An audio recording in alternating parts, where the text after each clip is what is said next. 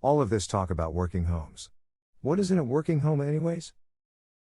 What exactly does a breeder mean when they say available to a working home only? Does it mean the dog cannot be on the couch or have human food? What exactly is a working home, and who defines it? Does this mean the dog can't be a pet? Or does this mean the dog must be worked to the bone, day in, day out? Is a pet home, by chance, better than working home? I mean, after all, they are safer if they remain in the couch. Or, is a working home better than a pet home? After all, this is a working breed. That being said, is a pet home bad for this breed of dog? I suppose the answers to these questions would largely depend on a person's opinion, as well as a matter of semantics to some degree. It seems in the working terrier culture, people associate working homes with being anti or the opposite of a pet homes. Furthermore, in this breed of dog there is a cultural disdain for pet homes. Most likely due to the fear of losing the dog's working abilities, by making the dogs popular as pets. So let's start by answering the question: is a pet home suitable for this breed of dog? Well, the fact of the matter is that as with any breed of dog, the individuals that make up the breed will fall somewhere along a spectrum that tends to be the breed standard. This being said, like any other breed, breeders will produce puppies that will grow into dogs that are working quality dogs, conformation quality dogs, as well as pet quality dogs. Traditionally, dogs that were pet quality are viewed as less valuable than their working quality littermate. So now that we've addressed the unequivocal fact that just as some individuals within the breed will not make good workers, some of them will in fact make good pets. Mind you, these should be the minority within the breed, as this is traditionally a working breed of dog. This only becomes an issue if breeders start breeding with pet homes in mind. Let's cross the bridge and have the conversation on what is a working home. And why do we believe that the breed should be maintained by working homes? So first and foremost, a working home is a home that is interested in and invested in spending time with their dog, doing some form of work.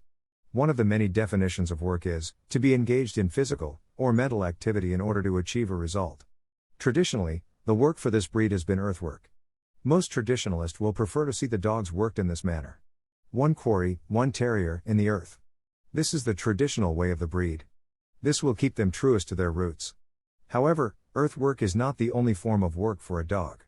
Yet let's keep in mind it's certainly the best for a terrier, by definition. You will find members of this breed employed as deer tracking dogs, search and rescue dogs, invasive species locators, weight pulling, so on and so forth.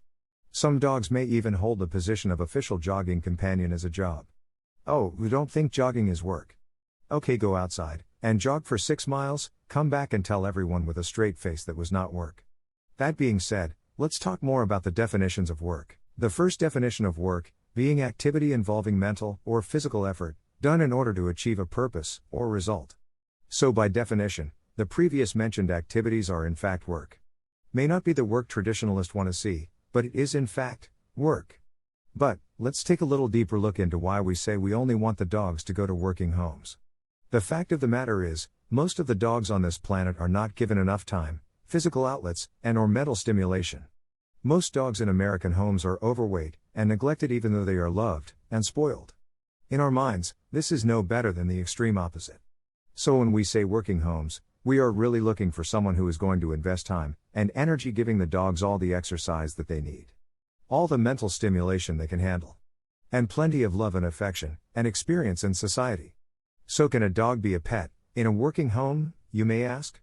In our opinion, absolutely, 1000% a dog can be a pet in a working home.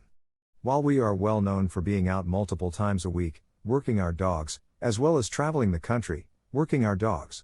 I must say that our dogs sleep in the bed at night time when we travel with them. We give our dogs human food as treats and reward. We also allow our dogs to get on the couch. So in essence, our dogs get everything that a pet dog gets. Plus everything else that a pet dog does not get. Let's talk about frequency. Again, we have a reputation for working our dogs multiple times a week. That being said, the average individual does not have the liberty, nor the resources, that we have to work our dogs. So if a person takes their dog out once, or twice, a month to work them, and the rest of the time the dog is kept as a pet, in a safe environment, with plenty of love and affection, and everything that it needs to be healthy, is this a working home? In our opinion, this is absolutely a working home. Again, this is someone that is committed to getting their dog out and giving them a chance to have the physical and mental stimulation that they need. There are times in life when you cannot go out frequently and work your dog, and this is okay. You should just do it as much as you possibly can. And that to us is what a working home is all about. Being committed to get your dogs out, to work whenever you can. It's about going above and beyond to do your part to give your dog an active lifestyle, with a purpose in mind.